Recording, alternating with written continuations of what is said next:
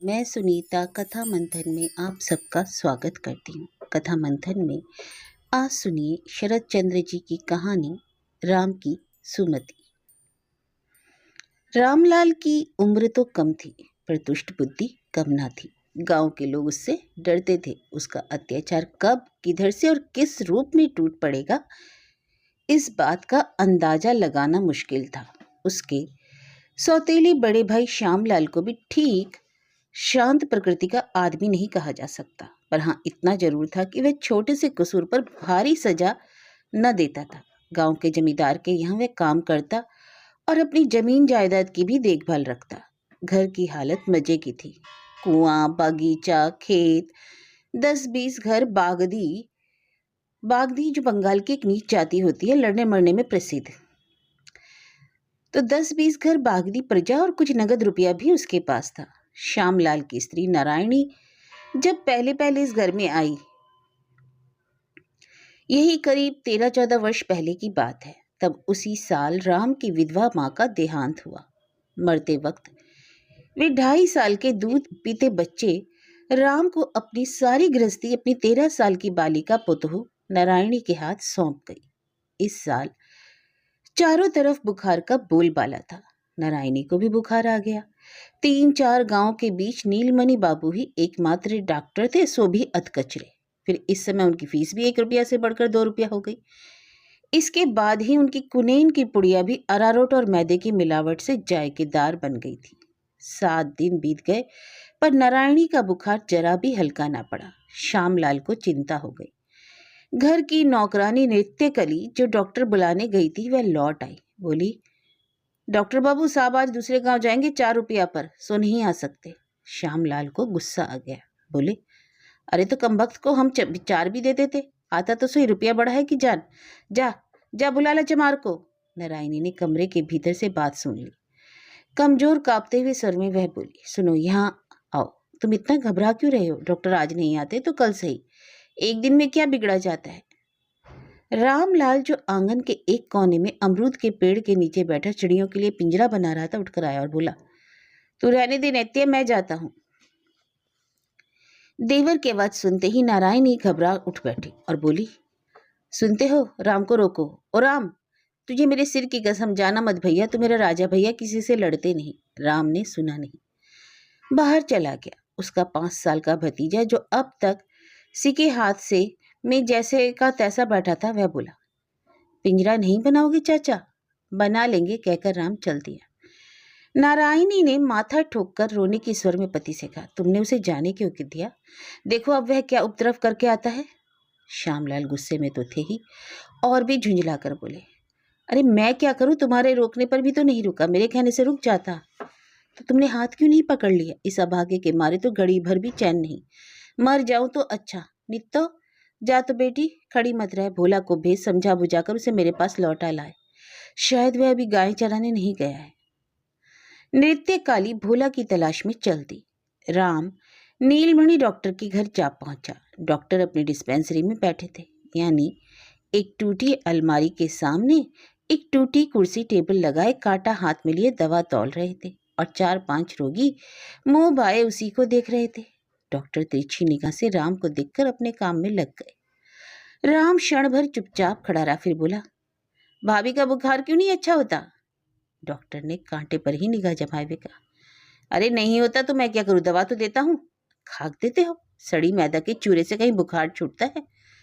सुनते ही डॉक्टर कांटा, बाट, दवा आदि सब चीजों को एक तरफ हटाकर लाल लाल आंखें निकालकर राम की तरफ देखते रह गए। इतनी बड़ी हिमाकत की इस बात उनके सामने कोई जवान पर ला सकता है, उन्हें तो यह मालूम ही नहीं था। क्षण भर के बाद ही वे गरज उठे, सड़ी मैदा का चूरा तो वे लेने क्यों आता है रे? और तेरा भैया मुझे पैरों पकड़कर बुलाने क्यों भेजता है? राम, इस तरफ कहीं और कोई डॉक्टर नहीं है, इसलिए तुम्हें बुलाने भेजा है, अगर होता तो नहीं भेजते। कमरे में बैठे हुए लोग दंग होकर सुन रहे थे। उनकी तरफ देखकर राम ने फिर कहा, तुम छोटी जाति के हो, इसी से कह बैठे, पैरों पकड़कर बुलाते हैं, भेजते हैं, बुलाकर भेजते हैं। भैया किसी के पैरों नहीं पड़ते। आते वक्त भाभी ने कसम दिला दी है, नहीं तो तुम्हारे सभी दांत अभी तोड़ देता। खैर सुनो, अच्छी दवा देकर अभी तुरंत आओ, देर मत करो। आज अगर बुखार अच्छा नहीं हुआ तो सामने जो कलमी आम के झाड़ लगा रखे हैं ना, अभी तो ज़्यादा बड़े नहीं हैं, रात तक उनमें से एक कुल्हाड़ी की चोट पर कोई भी ना बचेगा और कल आकर तुम्हारी ये शीशी बोतलें सब चकनाचूर कर जाऊंगा। इतना कहकर वह फौरन ही वहां से हवा हो गया। डॉक्टर हाथ में कांटा लिए बैठे ही रह गए। एक बूढ़े ने कुछ हिम्मत बांध कर कहा, डॉक्टर साहब अब आप और देर न कीजिए, अच्छी दवाएं अगर कहीं छिपा कर रखी हो तो उसे लेकर जल्दी चले जाओ। उसका नाम राम है, राम जो कह गया है वही करके छोड़ेगा। डॉक्टर ने कांटा रखते हुए कहा, मैं अभी थाने में दरोगा के पास जाता हूँ, तुम सब गवाह हो। जो बूढ़ा सलाह दे रहा था वह बोला, गवाह? गवाही कौन देगा बाबू? कुनैन खाने से मेरे तो कान भन भन कर रहे हैं। राम ठाकुर क्या कह गए सो तो तुम कुछ सुना ही नहीं दिया। और दरोगा क्या करेगा बाबू? वो देवता देखने में तो छोटा है, पर उसके साथी बागदी लड़कों का झुंड तो छोटा नहीं है। अगर आग लगाकर घर में बंद कर जला डाले तो न थाने के लोग देखने आएंगे और न दरोगा साहब की एक मुट्ठी पुआल देकर उपकार करेंगे। और गवाही ववाही तो हमसे ना होगी, उससे तो सभी डरते हैं। इससे तो अच्छा यही है कि वह जो करने को कह गया है सो कीजिए। जरा मेरी नाड़ी तो देखिए आप, आज कुछ रोटी वोटी खाऊं? डॉक्टर भीतर ही भीतर चले जा रहे थे। बूढ़े की नाड़ी देखने के प्रस्ताव ने उन्हें और भड़का दिया। टपट कर बोले, गवाही नहीं देगा? चलो निकलो यहाँ से, मैं किसी की नाड़ी आड़ी नहीं देखूंगा। कोई मरता भी होगा तो दवा नहीं दूंगा। देखो देखूं तो तुम लोगों की क्या गति होती है। बूढ़ा लाठी उठाकर खड़ा हो गया और कहने लगा, दोष किसी का नहीं डॉक्टर साहब, उनको आप पहचानते नहीं हैं, बड़े शैतान हैं वे ये लोग। हाँ तो उन्हें भी खबर देने जाना पड़ेगा, नहीं तो समझ बैठेंगे कि थाने जाने की सलाह हम लोगों ने ही दी होगी। बीघे भर बैगन लगाए हैं, बड़े हो चुके हैं, शायद आज रात को ही वे सब साफ कर दे। बागदियों के लड़के तो रात को सोते भी नहीं है बाबू। थाने में आप ना हो तो फिर कभी चले जाइएगा, पहले एक शीशी असली दवा ले जाकर उसे ठंडा कराइए। बूढ़ा चला गया और जो लोग थे वे भी धीरे धीरे खिसकने लगे। नीलमणि बाबू ने गहरी सांस ली और मानव जीवन का अंतिम अनुभव, संसार के सर्वोत्तम ज्ञान का सूत्र कहते हुए मकान के भीतर चले गए। दुनिया में किसी साले का भला नहीं करना चाहिए। नारायणी जंगले में से बाहर की ओर देखती हुई फड़फड़ा रही थी। इतने में राम लौट आया। कहा, गोविंदा चल पिंजरा बनाए। नारायणी ने बुलाया, ओ राम जरा इधर तो आ। राम कपची के छेद में सावधानी से सीख पिरोता हुआ बोला, अभी नहीं, काम कर रहा हूं। नारायणी ने धमकाते हुए कहा, चल जल्दी कहती हूं ना। राम सब छोड़ छाड़ कर तुरंत ही उठ बैठा और धीरे से भाभी के कमरे में आकर तख्त पोष के एक और पायताने में बैठ गया। नारायणी ने पूछा, डॉक्टर मिले थे घर पर? हाँ। क्या कहा उनसे? आने को कहा। सिर्फ आने को कहा, और कुछ नहीं कहा तूने? नारायणी को विश्वास नहीं हुआ। राम चुप हो गया। नारायणी ने कहा, बता तो सही क्या क्या कहा। नहीं बताऊंगा। नृत्य कली ने आकर कहा, डॉक्टर बाबू आ रहे हैं। नारायणी मोटी चादर खींचकर करवट बदलकर लेटी रही। राम भाग गया। थोड़ी देर में डॉक्टर को साथ लिए श्यामलाल आए। डॉक्टर ने अपना काम पूरा करके अंत में नारायणी से कहा, बहुरानी बुखार का अच्छा होना ना होना क्या डॉक्टर के हाथ की बात है। तुम्हारे देवर ने तो मुझे 2 दिन का समय दिया है, इस बीच अच्छा हो गया तो ठीक, नहीं तो वह हमारे मकान में आग लगा देगा। मारे शर्म के नारायणी का तो मरना हो गया। बोली, उसकी सब बातें ऐसी ही होती है, आप किसी तरह की चिंता ना करें। डॉक्टर ने कहा, लोग कहते कि उसका एक गिरोह है, उस गिरोह की बात और काम में कोई फर्क नहीं पड़ता। इसी से बड़ी आशंका हो रही है बहू। हम तो दवा ही ना दे सकते हैं, प्राण तो नहीं दे सकते। नारायणी चुप रह गई। श्यामलाल ने नाराज होकर कहा, यह तो हम जानते ही हैं कि वह चोरा किसी ना किसी दिन जेल जाएगा, पर साथ में हम लोगों को भी जाना पड़ेगा, यही फिक्र है। आज नीलमणि बाबू अपने खास कमरे का संदूक खोलकर असली कुनैन और ताजी दवा लाए थे। उसे देखकर सब समझा बुझाकर चलने लगे तो श्यामलाल ने उन्हें 4 रुपया फीस देने लगे। डॉक्टर ने दांतों तले जीभ दबाकर कहा, सर्वनाश, मेरी फीस तो 1 रुपया है, उससे ज्यादा हरगिज नहीं ले सकता। मेरी ऐसी आदत नहीं। श्याम बाबू, रुपया 2 दिन की चीज है, मगर धर्म तो हमेशा का है। 2 दिन पहले यहीं से उन्होंने 1 की जगह 2 रुपये लिए थे। इस बात को आज वे भूल गए, मगर श्यामलाल सब बातें समझ गए। खैर कुछ भी हो, नारायणी अच्छी हो गई और घर के कामकाज पहले की तरह ही चलने लगे। करीब 2 महीने बीत गए। एक दिन नारायणी नदी से नहाकर लौटते ही पानी का घड़ा उतारती हुई बोली, नित्तो वह बंदर कहाँ गया? बंदर? बंदर कौन है? इसे घर के सभी लोग जानते थे। नृत्य कली ने कहा, छोटे बाबू अभी तो थे यहाँ। वह वहां बैठे पतंग बना रहे हैं। नारायणी ने राम को देखते ही बुलाया। इधर तो आ, भागे तो इधर आ, तेरे मारे मैं क्या कुएं पोखर में डूब मरूं। रामलाल आधे बेल के गूदे को लकड़ी से खुरचता हुआ नारायणी के सामने आकर खड़ा हो गया। नारायणी, संतरा के बगीचे से खीरे के बेल की उखाड़ लाया रे, बता, मुझे उसने उखाड़ते देखा है क्या? अरे उसने नहीं देखा, मैंने तो देखा है, क्यों उखाड़ी बता। उस बुढ़िया ने मुझे गाली क्यों दी थी? नारायणी ने जल भूनकर कहा। गाली की बात तो पीछे सुनूंगी, पहले यह बता कि तू चोरी करने क्यों गया था। रामलाल अचंभे और गुस्से से आकर बोला, चोरी? चोरी कर रहा था? हरगिज नहीं, जरा सा खीरा ले लिया तो क्या चोरी हो गई? नारायणी और भी भड़क उठी, बोली, हाँ बंदर, होती है, चोरी होती है और 100 बार होती है। अरे चोरी इसे नहीं तो किसे कहते हैं, जरा सा बच्चा भी जानता है, धींगरा तो हो गया, पर तू अब भी यह नहीं जानता? खड़ा रहा एक पैर से, पाजी कहीं का, खड़ा हो, उठा पैर। इस घर में छोटा बच्चा गोविंदा था, राम का वाहन। 24 घंटे वह राम के पास रहता, सब काम में उसकी सहायता करता। राम के हुक्म के मुताबिक अब तक वह पतंग पकड़े बैठा था। गड़बड़ी देख उसे छोड़ वह माँ के पास आकर खड़ा हो गया। राम को इधर उधर करते देख चट से, चाचा खड़े रहो ना एक पैर से, ऐसे कहकर स्वयं उसने खड़े होकर एक पैर से खड़े होने की तरकीब बता दी। राम ने तड़ से उसके गाल पर एक तमाचा जड़ दिया और फिर पीछे की ओर मुड़कर वह एक पैर से खड़ा हो गया। नारायणी किसी कदर हंसी रोककर बच्चे को गोद में उठा रसोई घर में चली गई। 2 मिनट बाद बाहर लौटकर उसने देखा राम वैसे ही एक पैर से खड़ा है और धोती के छोर से बार बार आंखें पहुंच रहा है। नारायणी ने कहा, अच्छा जा, हो गया, अब ऐसी बदमाशी मत करना। राम ने बात नहीं मानी, गुस्से से उसी तरह एक पैर पर खड़े खड़े आंखें पहुंचता रहा। नारायणी पास जाकर उसकी बाह खींचने लगी, पर वह कड़ा होकर खड़ा ही रहा और जोर से झटका देकर उसने उसका हाथ हटा दिया। नारायणी ने हंसकर फिर एक बार हाथ खींचने की कोशिश की। अब की बार वह पहले ही की तरह जोर के झटके से हाथ हटाकर भाग गया। घंटे भर बाद नृत्य कली जब राम को बुलाने आई तो देखती है कि चंडी मंडप के उस बाजू के बरामदे में पैर लटकाए आप चुपचाप मुंह फुलाए बैठे हैं। दासी ने कहा, स्कूल का वक्त हो गया छोटे बाबू, माँ जी बुला रही हैं। राम ने कुछ जवाब नहीं दिया, इस तरह बैठा रहा मानो उसने सुना ही नहीं। नित्तो ने सामने जाकर कहा, माँ जी नहा धोकर खाने को कह रही है। राम आंखें घुन्नाता हुआ गरज कर बोला, जा जा तू यहाँ से दूर हो। मगर माँ जी ने क्या कहा, सुन लिया? नहीं सुना, जा, मैं नहीं नहाऊंगा, नहीं खाऊंगा, कुछ नहीं करूंगा, तू जा यहाँ से।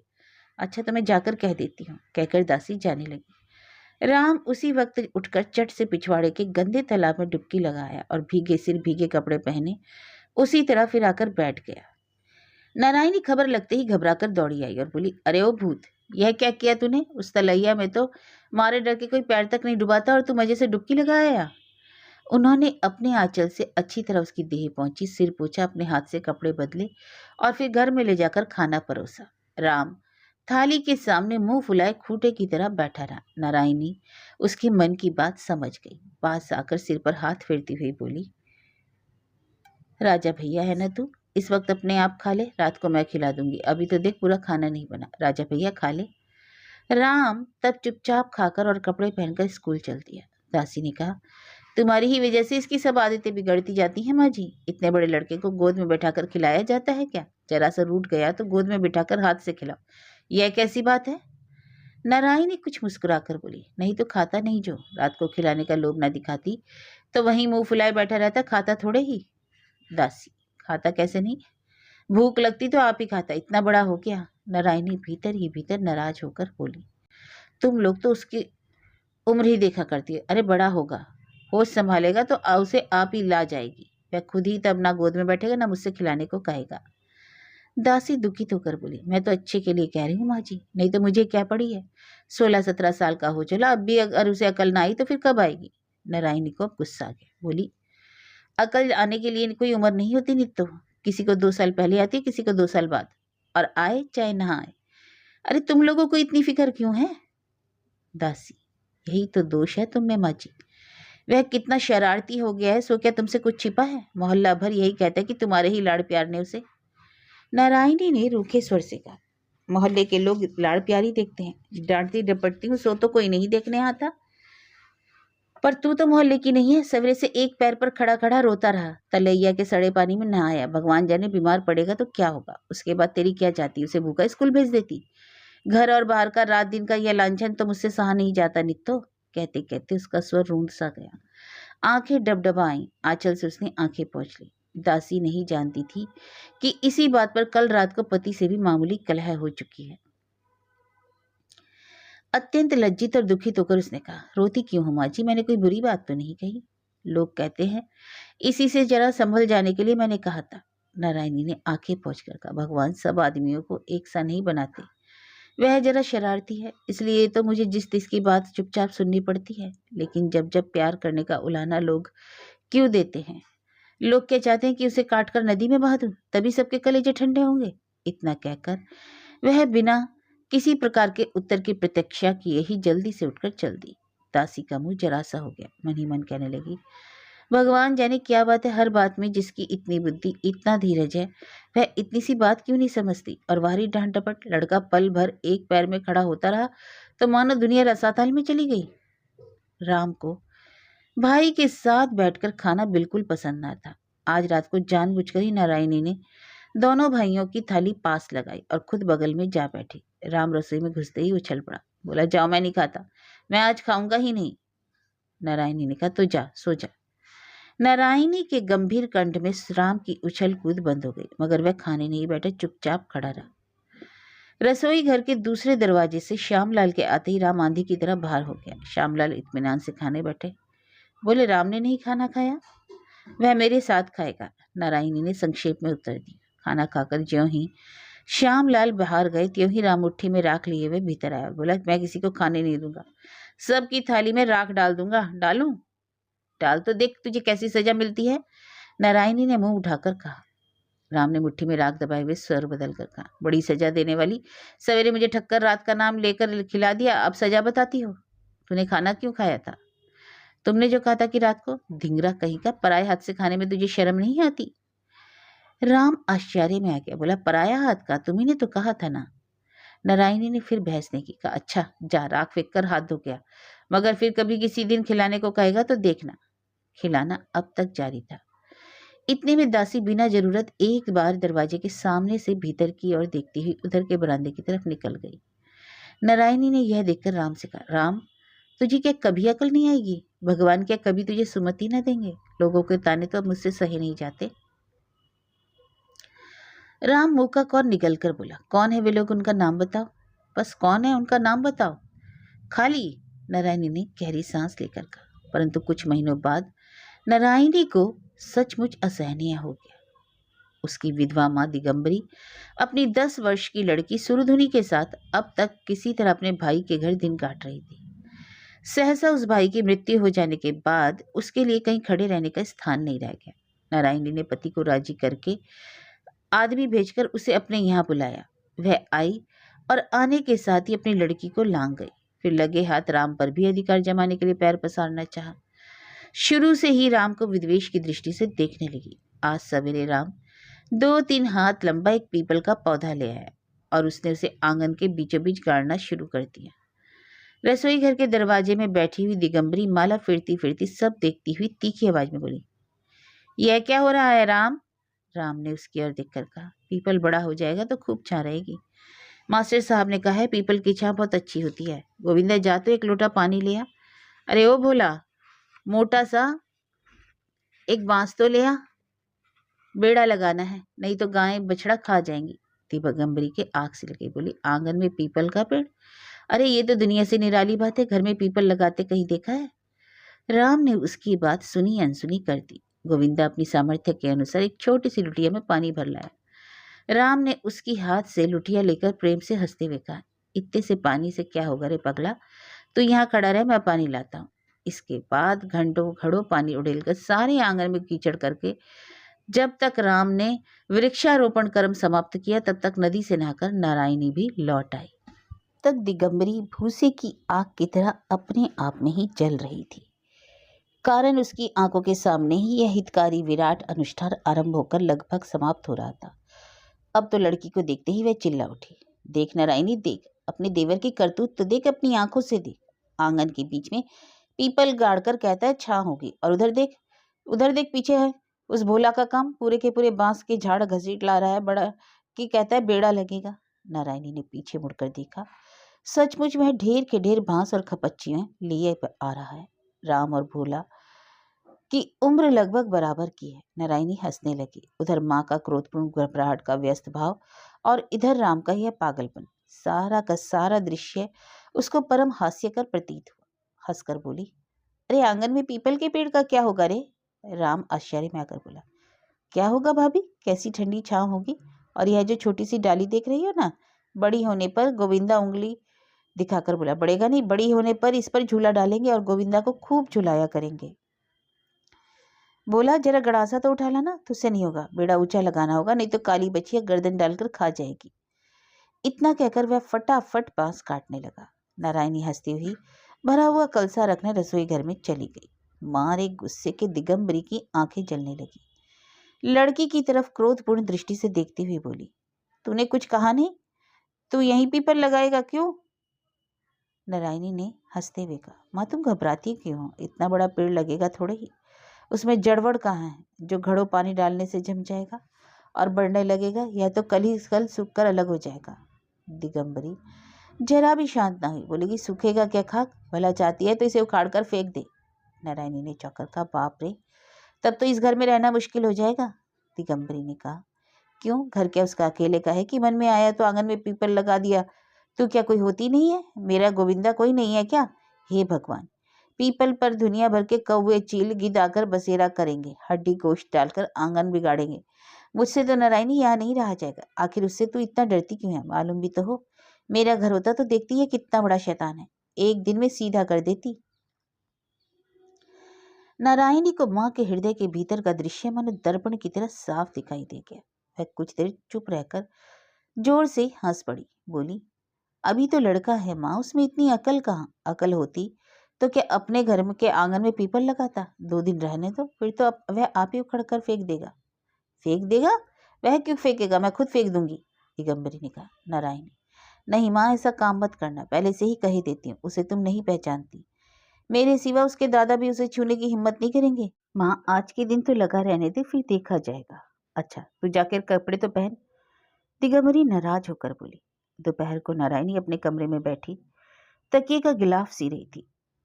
इतने में दासी ने आकर खबर दी, माँ जी सत्यानाश हो गया, नानी जी ने छोटे बाबू का पेड़ उखाड़ कर फेंक दिया।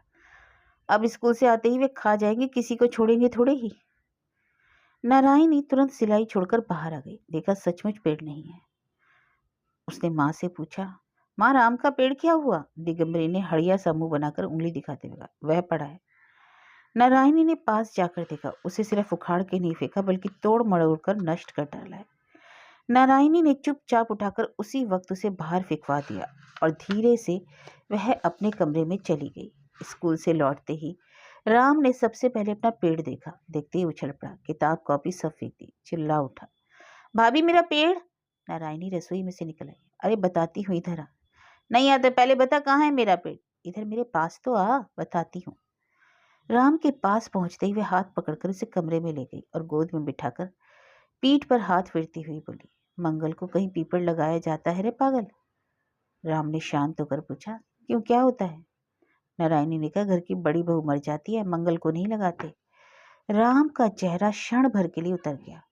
तब तुम झूठ बोलती हो। नारायणी ने उसी तरह हंसते हुए कहा, नहीं रे, झूठ नहीं है, पत्रा में लिखा है सो झूठ है, कहाँ है देखो पत्रा।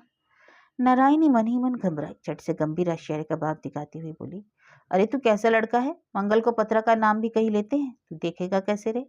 इतना तो भोला भी जानता है। अच्छा बुला तो उसे। इतनी बड़ी मूर्खता भोला के सामने प्रकट हो जाएगी, इस भय से अप्रतिभ होकर उसने मातृ सम बड़ी बहू के गले में दोनों बाहें डालकर छाती में मुंह दुबकाते हुए कहा, मालूम है, यह तो मुझे भी मालूम है, मगर फेंक देने से फिर तो कोई दोष नहीं रहता ना भाभी। नारायणी ने उसका सिर से छाती से चिपकाते हुए कहा, नहीं अब कोई दोष नहीं। उसकी आंखें डबडबाई। मीठे स्वर में कहा, क्यों रे राम, मैं मर जाऊं तो तू क्या करेगा? राम ने जोर से सिर हिलाकर, धत, ऐसा नहीं कहते। नारायणी ने छिपाकर आंसू पोंछकर कहा, बूढ़ी हो जाऊंगी तो क्या नहीं मरूंगी? अब राम की समझ में आया कि हंसी में कह रही है। हंसता हुआ बोला, तुम बूढ़ी हो गई, एक भी दांत तो नहीं टूटा, एक भी बाल नहीं पका? अरे बाल ना पके तो क्या मैं किसी दिन नदी में डूब मरूंगी, नहाने जाऊंगी सो लौटूंगी नहीं।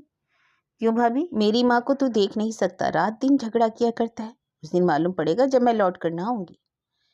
इस बात पर राम ने विश्वास तो नहीं किया, लेकिन उसके मन में खटका बैठ गया। बोला, अच्छा मैं कुछ नहीं कहूंगा, मगर वह क्यों मुझे छोड़ती रहती हैं? छेड़ने देना, वे मेरी माँ है, गुरुजन है। जैसे तू मुझे प्यार करता है उसी तरह उन्हें भी किया कर, करेगा ना? राम ने फिर भाभी की छाती में मुंह छिपा लिया। यही मुंह रखकर उसने लंबे 13 वर्ष बिताए हैं, इतना बड़ा हुआ है, फिर भला कैसे वह इतना झूठ बोल सकता है? यह तो उसके लिए बिल्कुल ही असाध्य है। नारायणी ने रूंधे हुए कंठ से कहा, मुंह छिपाने से क्या होगा बता? ठीक इसी समय दिगंबरी आ धमकी। कंठ स्वर में मिठास खोलकर बोली, तुझे काम धंधा भी नहीं है क्या नारायणी? यहाँ देवर को लेकर सुहाग हो रहा है और वहां तेरे लड़के की दुर्दशा हो रही है। राम ने तुरंत ही मुंह उठाकर देखा। उसकी आंखें भूखे श्वापदों की तरह चमक उठी। नारायणी ने जबरदस्ती उसका सिर अपनी छाती की तरफ खींच लिया और कहा, लड़के की दुर्दशा हो रही है? कैसे कैसे? अच्छी बात है, कहकर दिगंबरी चलती बनी। बनाकर कहने लायक कोई झूठी बात भी उससे कहते ना बनी। राम ने जबरन सिर उठाकर कहा, उस जायन का मैं टेटुआ मसक दूंगा। नारायणी ने उसका मुंह दबाकर कहा, चुप रह पाजी, वे मेरी माँ है। 4-5 दिन बाद एक दिन राम भात खाते खाते जोरों से सिसकारी भरने लगा। वह 2-3 बार पानी पीकर थाली फेंक फाक कर उठ खड़ा हुआ और फिर नाचने लगा। इस डायन के हाथ का भोजन मैं नहीं खाऊंगा, कभी नहीं खाऊंगा। मिर्चों के मारे मुंह सारा जल गया। भाभी, ओ भाभी। नारायणी बैठी माला फेर रही थी। शोर सुनकर जल्दी से उठाई। बोली, क्या हुआ रे, क्या हुआ?